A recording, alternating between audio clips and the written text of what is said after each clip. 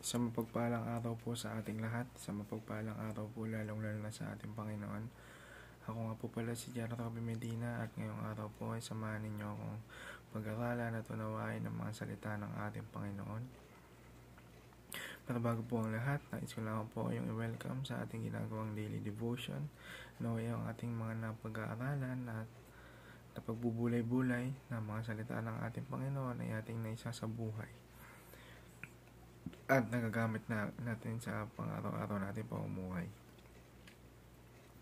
Ngayong araw po, November 15, 2024, araw ng Biyernes. Ang title po ng ating devotion ay Vision Builds the Future.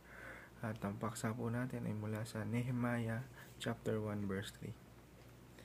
Sinasabi rito, "They said to me, those who survived the exile and are back in the province are in great trouble and disgrace.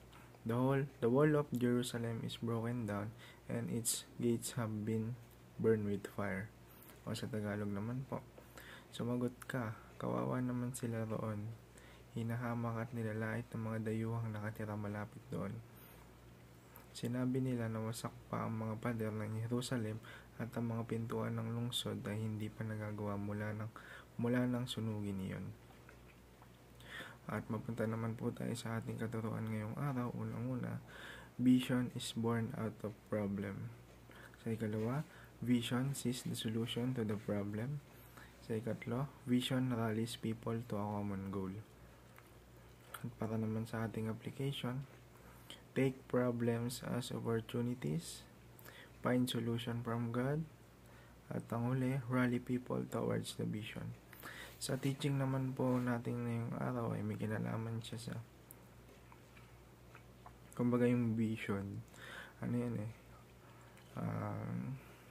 talagang plano yan ng Panginoon na ipakita talaga sa atin para maunawaan natin. Ngayon pa lang maunawaan na natin yung mga ginagawa natin na pinapakita niya sa atin yung vision para yung problema natin masolusyonan na agad. Tsaka yung vision na pinapakita ng Panginoon na pagbubuklod-buklod niyan yung mga tao, yung mga mamamayan sa isang bansa o maging sa buong mundo. Para sa application, take problems as opportunities.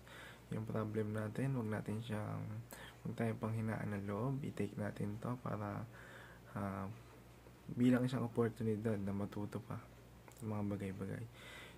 Find solution from God, dahil si Lord lang ang tanging sagot sa ating mga problema.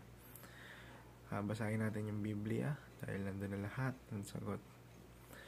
Rally people towards the vision. Alam natin na hindi ganun kadali, pero mag-lead tayo by example. Para naman po sa ating prayer, Heavenly Father, I thank you for the vision you give when I face challenges. Help me to see every problem as an opportunity to grow and trust in you.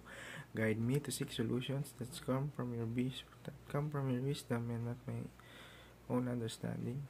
Strengthen my heart to rally others around the vision you have placed in my life. Let me lead with grace and faith as I work with others toward the common goal that honors you. May your guidance and strength be with me in every step I take. In Jesus' mighty name, Amen. Maraming salamat po.